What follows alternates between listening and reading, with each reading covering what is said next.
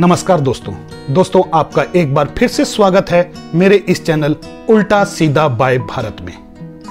मेरी पहली चीन यात्रा।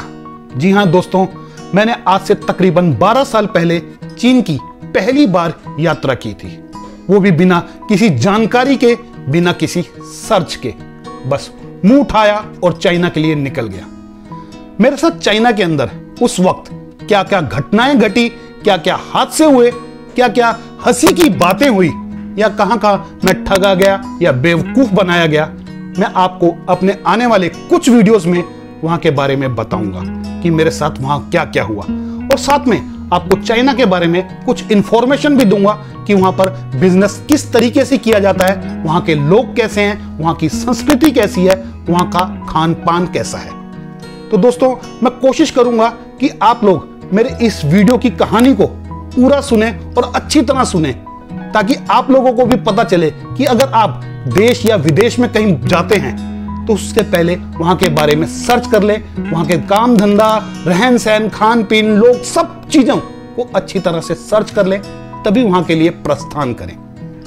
वैसे तो आपने बहुत सारे ट्रैवल वीडियोस देखे होंगे, और जो ट्रैवलर्स आपको जगह जगह घुमाते हैं, उन्होंने बहुत सारी जगहों को आपको अपने वीडियो के माध्यम से घुमाया होगा। मेरे इस वीडियो में मैं आपको घुमा तो नहीं सकता, लेकिन एक अच्छी सी अनुभव दे सकता हूं, अच्छी सी कहानी आपको सुना सकता हूं कि मेरे साथ क्या क्या घटा, वो आपके साथ ना घटे।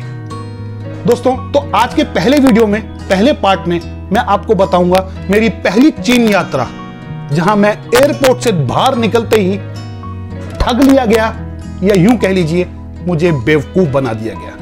दोस्तों, वीडियो पूरा देखिएगा और पूरा सुनिएगा मुझे कि मेरे साथ क्या क्या हुआ। तो दोस्तों, शुरू करता हूं मेरी पहली चीन यात्रा की बात, कि मैं एयरपोर्ट से निकलते ही कैसे बेवकूफ बना या ठग लिया गया। दोस्तों, बात तकरीबन 12 साल पुरानी है। मेरे एक दोस्त ने मुझसे कहा, चल भारत, चाइना चलते हैं, चीन चलते हैं, तू भी वहां पर अपने किसी प्रोडक्ट को सर्च कर लेना और मैं भी अपने किसी प्रोडक्ट को सर्च कर लूंगा। मुझे आइडिया बुरा नहीं लगा। मैंने सोचा चलो यार, काम धंधे के लिए चीन जाना कोई बुरी बात नहीं। आज कहते हैं कि आत्मनिर्भर भारत, लेकिन 12 साल पुरानी बात कर रहा हूं दोस्तों।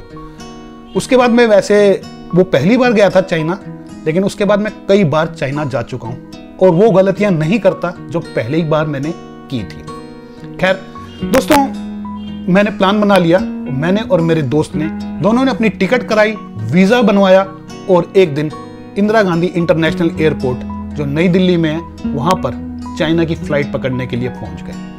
हमारी एयर इंडिया की फ्लाइट थी जो वहां से तकरीबन 10:30-11 बजे चलती है दिल्ली टू शंघाई। हमने वो फ्लाइट बोर्ड की, उसमें आराम से बैठे, खाते पीते आराम से रात को करीबन 7:30-8 बजे के करीब शंघाई एयरपोर्ट पर लैंड कर गए।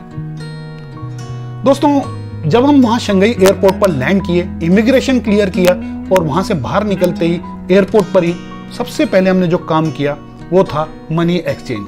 हमने अपने $300 वहां पर अपनी चाइनीज करेंसी के अंदर, जो कि युआन या आरएमबी कहते हैं वहां पर, उसमें कन्वर्ट कराई। अब हमें शंघाई से ईवू जाना था। ईवू चाइना का एक शहर है। उस ईवू के बारे में मैं आपको सारी बातें आगे आने वाली वीडियोस में बताऊंगा। दोस्तों, ईवू के लिए हमने प्लान बनाया था कि रात को हम शंघाई में किसी होटल में ठहरेंगे और अगले दिन सुबह बस से, टैक्सी से, ट्रेन से, कैसे भी हम ईवू पहुंच जाएंगे। यही सोच रखा था हमने कि शंघाई से हम ऐसे चलेंगे। शंघाई से ईवू की दूरी तकरीबन 300 किलोमीटर है। दोस्तों, जब हम एयरपोर्ट से बाहर निकल रहे थे कन्वर्ट कराकर, कि तभी हमें वहां पर एक इंडियन लड़के ने आवाज दी। वो शायद हमारे साथ एयर इंडिया की फ्लाइट में ही था।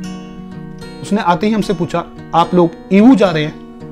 हमने कहा हाँ, ईवू जा रहे हैं, लेकिन हम अभी नहीं जा रहे, हम कल सुबह जाएंगे। तो उसने बोला, क्यों, सुबह क्यों जाओगे? आज अभी चलते हैं ना, यहां पर भी रुकना है रात को, वहां पर भी रुकना है, तो हम वक्त से पहले पहुंच जाएंगे। मैंने कहा सही कह रहा है, लेकिन हम जाएंगे कैसे, अभी तो हमें पता ही नहीं, और इस समय कौन सी बस, टैक्सी, ट्रेन कुछ मिलेगा? वो बोला, इस एयरपोर्ट से बहुत सारे टैक्सी ड्राइवर जो हैं वो शेयरिंग टैक्सी लेकर चलते हैं। आप दोनों हो गए, मैं हो गया, तो हम 3 हो गए, 1-2 बंदे और मिल जाएंगे किसी टैक्सी ड्राइवर को, तो हम 4-5 लोगों को लेकर वो टैक्सी ड्राइवर हमें ईवू छोड़ देगा। जो कि हमें सस्ता पड़ेगा। अगर हम प्राइवेट टैक्सी से गए, स्पेशल टैक्सी करके गए, तो वो महंगी पड़ सकती है।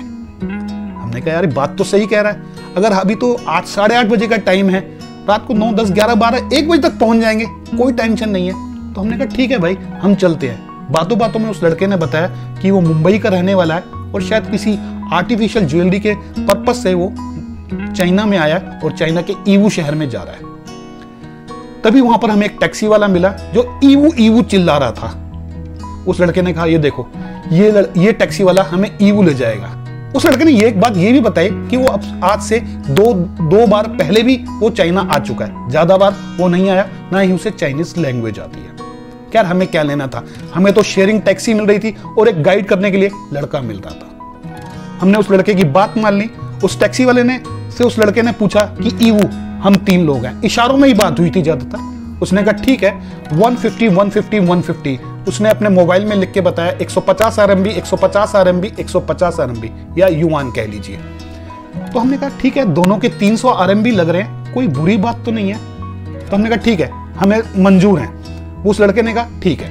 अब हम तीनों को उस टैक्सी वाले ने कहा कि इधर कुर्सियों पे बैठ जाओ, वो 1-2 सवारियां और ढूंढ ले।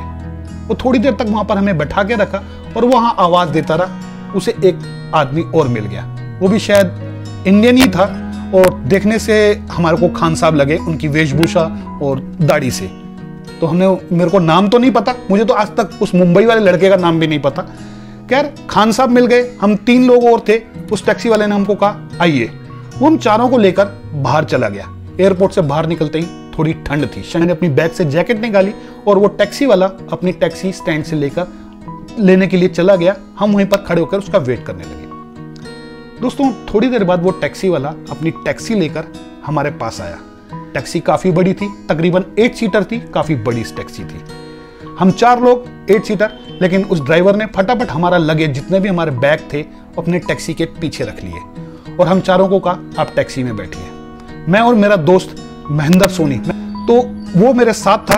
हम दोनों फटाफट आगे वाली सीट पे बैठ गए, जो ड्राइवर के पीछे वाली सीट होती है। और वो खान साहब और वो मुंबई वाला लड़का वो पीछे, हमारे से भी पीछे वाली सीट पर दोनों बैठ गए। हमारे लगेज उनके पीछे रखे हुए थे। टैक्सी वाले ने टैक्सी बढ़ा दी। एयरपोर्ट से बाहर टैक्सी निकल रही थी। एयरपोर्ट का नजारा काफी सुंदर था। वैसे तो इंडियन एयरपोर्ट का नजारा भी काफी सुंदर है आज की तारीख में। इंदिरा गांधी इंटरनेशनल एयरपोर्ट से बाहर निकलिए तो भी आपको बहुत कुछ सुंदर सुंदर नजर आएगा। वो बात की है कि आगे के नजारे बदल जाते हैं। मैंने भी सोचा कि शायद शंघाई का नजारा हमारे हिंदुस्तान से तो अच्छा ही होगा, लेकिन मेरी ये सोच सिर्फ सोच थी। दोस्तों टैक्सी वाले ने टैक्सी जब एयरपोर्ट से बाहर निकाली, तकरीबन 3 या 4 किलोमीटर बाहर निकला होगा, हाईवे शुरू हो गया। सुनसान सड़क, आसपास खेत या जंगल, मुझे नहीं पता, लेकिन वो ही नजर आ रहे थे। टैक्सी वाले ने उस हाईवे पे अपनी टैक्सी रख दी, लेकिन अभी थोड़ी सी दूर चला था कि उसने एक सुनसान सी गली में टैक्सी घुमा दी। अब हम दोनों सोचने लगे कि ये कहां मुड़ रहा है। मैंने पीछे मुड़ के देखा, वो मुंबई वाला लड़का चुपचाप बैठा हुआ था और वो खान साहब तो टैक्सी में जिस समय बैठे थे उसी समय सो गए थे। खैर हमने कहा पता नहीं किस लिए मोड़ दिया, लेकिन थोड़ी सी आगे जाने के बाद एक दुकान के सामने अपनी टैक्सी रोक दी। दोस्तों वो दुकान छोटी सी थी, टैक्सी से दिख रहा था कि उस दुकान में पानी की बोतलें, चिप्स और कुछ खाने पीने के बॉक्स नजर आ रहे थे। टैक्सी वाला ने वहां टैक्सी रोकी और टैक्सी से उतरकर उस दुकान के अंदर सीधा घुस गया। मैंने सोचा कि शायद टैक्सी वाला यहाँ से कुछ अपनी पानी वानी कुछ लेने गया होगा, आ जाएगा 5 मिनट में। लेकिन दोस्तों 5 मिनट बीत गए, वो टैक्सी वाला वहां से बाहर नहीं निकला। तब मेरे दोस्त महेंद्र सोनी ने मुझसे कहा भाई शायद उसे टाइम लग रहा है कुछ, क्यों ना टैक्सी से बाहर निकले और देखें यहाँ का आसपास का नज़ारा। दोस्तों हमने टैक्सी का दरवाज़ा खोला और बाहर निकल गए। बाहर निकलते ही काफ़ी ज़बरदस्त ठंड थी, क्योंकि एक तो जंगल और सुनसान इलाका था। आसपास देखा कुछ भी नहीं था, केवल वो दुकान थी और थोड़ी दूर पर कुछ बिल्डिंग्स नजर आ रही थी और वहां से लाइट जल रही थी। आसपास कुछ भी नहीं था, सुनसान जगह पर एकमात्र दुकान थी। अब बाहर निकलते ही हमें ठंड लगी। तभी मेरे दोस्त ने मुझे एक आइडिया दिया, यार बैग में ना मैं इंडिया से ड्रिंक लेके आया हूँ, चल एक एक ड्रिंक ले लेते हैं। मुझे आइडिया पसंद आया। मैंने कहा टैक्सी वाला आ जाएगा तो 5 मिनट उससे कहेंगे रुक जा, एक एक ड्रिंक ले लेते हैं। अगर वो बोलेगा तो उसको भी लगवा देंगे इंडिया की ड्रिंक। खैर हमने फटाफट पीछे का दरवाजा खोला, अपनी बैग खोला, बैग में से ड्रिंक निकाली। चखना भी हम इंडिया से ही लेकर गए थे। हमने अब पानी चाहिए था तो मैंने कहा यार पानी की दुकान सामने है, वहां से पानी ले आता हूँ, चखना हमारे पास है, देखता हूँ वहां से कुछ जुगाड़ हो जाए। मैं अंदर दुकान में गया, एक पानी की बोतल खरीदी और मैंने वो देखा टैक्सी ड्राइवर आराम से वहां दुकान में बैठा हुआ सिगरेट पी रहा था। मैं कहा चलो सिगरेट पी के आ जाएगा, तब तक हम एक एक ड्रिंक लगा लेते हैं। दोस्तों वो अंदर बैठा रहा, हमने बाहर मैं पानी की बोतल और मुझे वहां पर डिस्पोजेबल ग्लास भी मिल गए थे। वो ग्लास लेके मैं बाहर आया, हमने एक एक ड्रिंक बनाया, चखना खाया और वहां टैक्सी ड्राइवर का इंतजार करने लगे। 15 मिनट तकरीबन बीत गए लेकिन वो टैक्सी ड्राइवर फिर भी नहीं आया। लेकिन तब तक हमने दूसरा ड्रिंक भी बना लिया था और वो भी खत्म कर लिया और इंतजार टैक्सी ड्राइवर का। तभी वो मुंबई वाला लड़का टैक्सी से उतरकर नीचे आया। वो बोला भाई साहब आधा घंटा हो गया, ये टैक्सी वाला अभी तक नहीं आया, अंदर जाके देखो ना वो कर क्या रहा है और कब चलेगा, कब तक हम इस सुनसान में खड़े रहेंगे। मैंने कहा बात तो सही कह रहा है यार, आधा घंटा हो गया, हम तो सोचे कि सिर्फ पानी या सिगरेट पीने गया होगा, वो तो बहुत देर लगा रहा है। खैर मैं अंदर चला गया, मुझे अंदर जाने में अब कोई डर नहीं था और वैसे भी 2 ड्रिंक के बाद डर खत्म हो जाता है। दोस्तों मैं जब अंदर गया तो मैंने देखा टैक्सी ड्राइवर अभी भी सिगरेट पी रहा था। मैंने कहा कमाल है भाई, जब आया हूं 2 बार देखा, दोनों बार सिगरेट पी रहा है और ये उठने का नाम नहीं ले रहा। खैर मैंने उससे इंग्लिश में जाके कहा कि भाई चल, बहुत देर हो गई, इतनी देर से तू यहां बैठा हुआ है, हम कब से वहां पर टैक्सी में तेरा इंतजार कर रहे हैं। लेकिन दोस्तों उसने मुझे चाइनीज में पता नहीं क्या बोला, मुझे एक शब्द भी समझ में नहीं आया। वैसे तो मुझे तब भी एहसास हुआ कि मैंने जो बोला ना इस टैक्सी ड्राइवर को भी कुछ समझ में नहीं आया। मैंने कहा भाई इसकी भाषा तो मुझे समझ नहीं आ रही। मैंने दुकानदार की तरफ देखा, दुकानदार मुझे पढ़ा लिखा नजर आया, तो मैंने उससे अंग्रेजी में कहा भाई इसको बोल दे कि हम काफी देर से बाहर टैक्सी में इंतजार कर रहे हैं कि बाहर आए और चले फटाफट ईवू के लिए, हम इंतजार कर रहे हैं। लेकिन दुकानदार ने मेरे को ऐसे घूर कर देखा और बोला मेरे को कहा भाई ये क्या बोल रहा है यार, इसकी बात भी 1% समझ में नहीं आई, क्या बोल रहे हैं दोनों के दोनों। खैर दोस्तों वहां पर माथा खराब करने की बजाय मैं चुपचाप बाहर आया और मुंबई वाले लड़के और अपने दोस्त को बताया भाई वो कौन सी भाषा में बात कर रहे हैं, या चाइनीज में बात कर रहे हैं, लेकिन मेरे को समझ में नहीं आया वो क्या बोल रहे हैं और मेरे को तो ऐसा लगा कि वो गुस्से में कुछ बोल रहे हैं। तो मेरे से जो महेंद्र सोनी था वो बोला अरे ऐसे कैसे, अभी देखता हूं कैसे नहीं चलता, क्या बोलता है अभी देखता हूं। मैंने कहा भाई साहब ध्यान रखना, आप चाइना में हैं, हिंदुस्तान में नहीं है। खैर मेरा दोस्त अंदर गया, मैं भी उसके पीछे पीछे चल दिया कि शायद ये कुछ नई बात करे और शायद इसको चाइनीज आती हो। वैसे मुझे मालूम था उसे चाइनीज नहीं आती थी। वो अंदर गया, उसने भी जाते ही अंग्रेजी में कहा come come ma'am come we are late. लेकिन वो चाइनीज में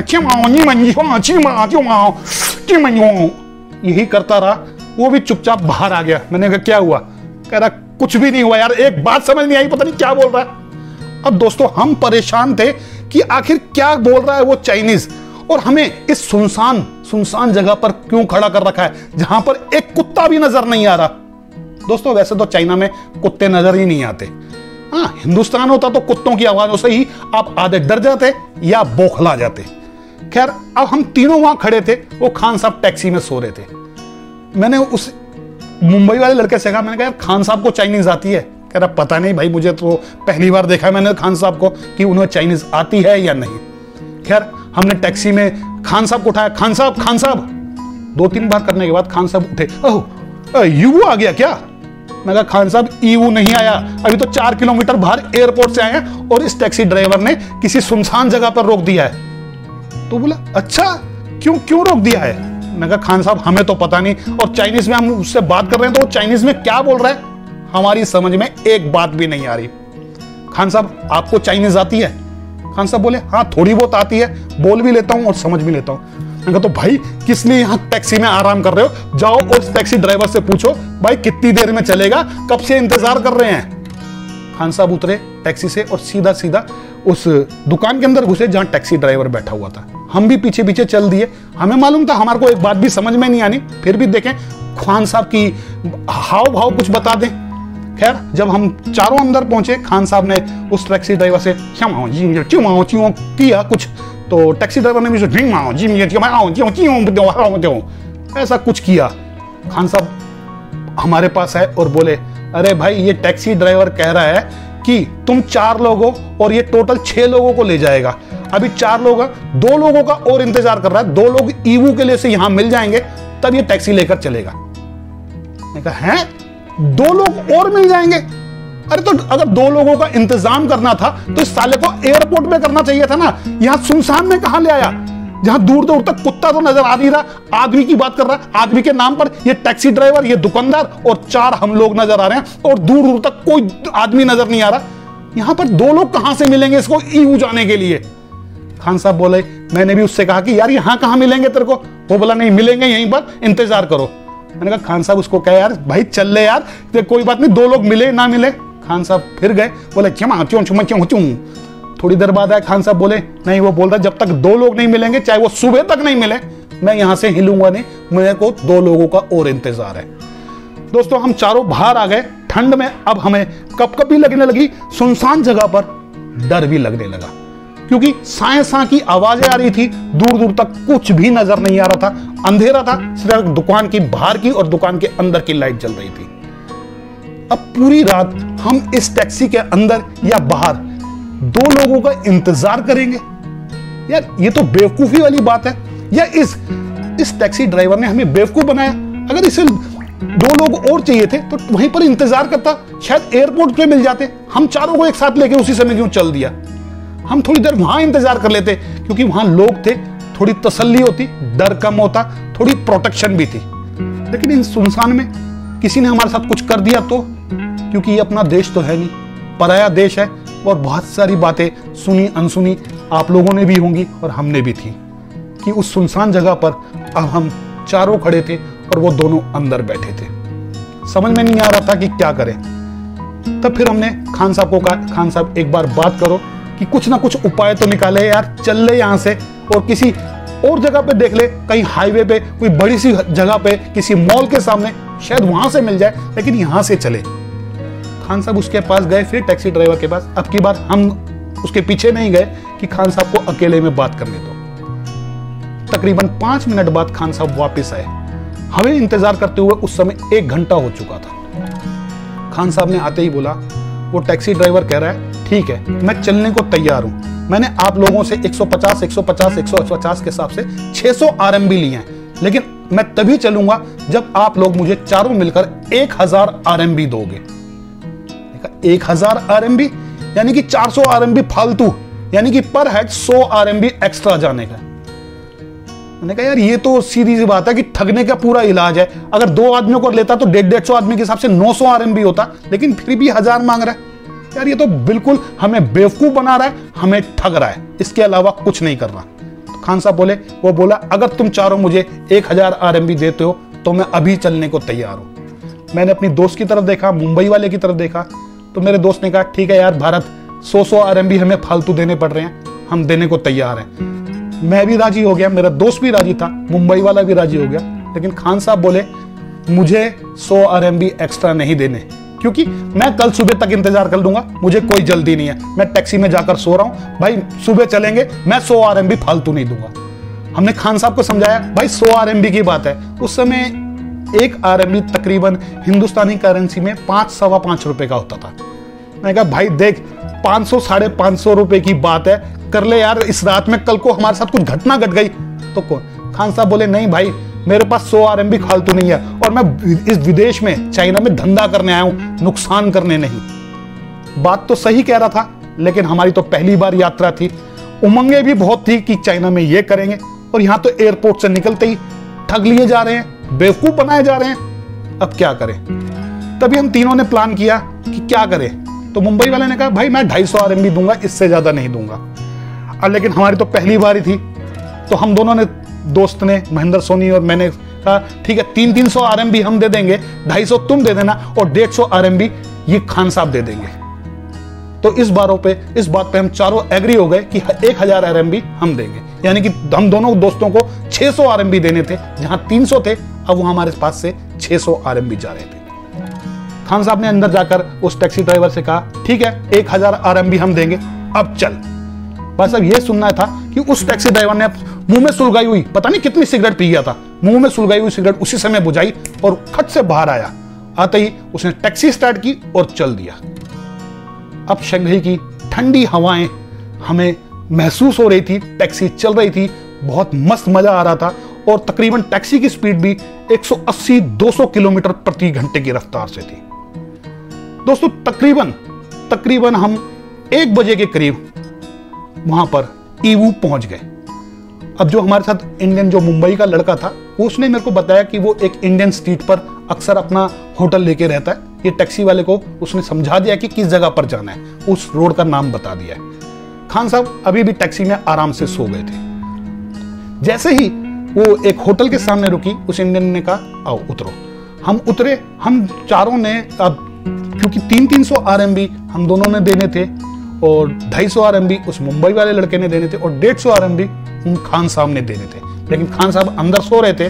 हमने टैक्सी ड्राइवर को उस समय 750 RMB पकड़ा दिए, यानी 250। मैं कहा भाई साहब 250, उसको इशारे में बताया कि बाकी ये देगा। टैक्सी वाले ने उसको देखा,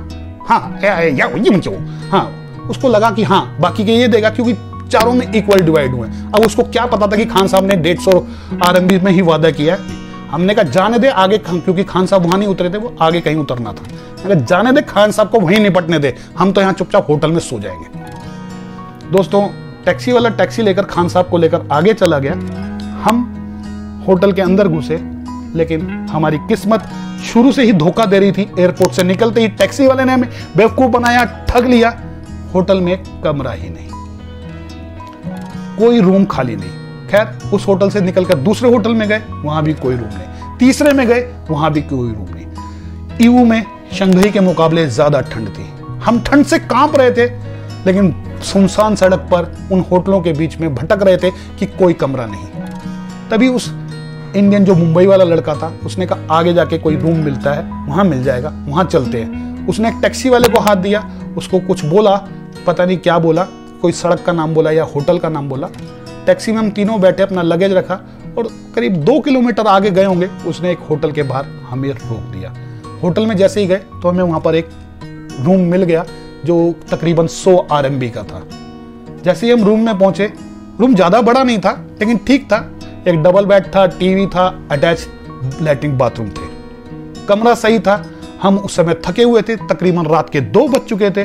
दोस्तों हमने अपना कंबल ओढ़ा और चुपचाप सो गए। तो दोस्तों मेरे आज के वीडियो में बस इतना ही कि मैं एयरपोर्ट से निकलते ही, शंघाई एयरपोर्ट से निकलते ही, चाइना में निकलते ही ठगा गया और उसके बाद हमारे साथ क्या क्या हादसा गुजरा, ये मैंने आपको आज के वीडियो में बताया। आगे वीडियो में बताऊंगा कि उसके बाद हमारे साथ क्या क्या घटनाएं घटी चाइना में। तो जरूर मेरे साथ इस वीडियो सीरीज, चाइना की सीरीज में बने रहिएगा। दोस्तों वैसे मेरा ये वीडियो या मेरी कहानी आपको कैसी लगी, ये कमेंट्स करके जरूर बताइएगा। वीडियो अगर अच्छा लगा हो तो इसे लाइक कर देना, कमेंट्स करना और दोस्तों के साथ शेयर करना, ताकि उन्हें भी ऐसी मुसीबतों का सामना ना करना पड़े, वो इससे संभल कर चले। और अभी तक आपने मेरे इस चैनल को अगर सब्सक्राइब नहीं किया है तो प्लीज इसे सब्सक्राइब कर दीजिएगा। फिर मिलता हूं अगले चाइना सीरीज में, कि मेरी पहली चाइना यात्रा। तब तक के लिए धन्यवाद।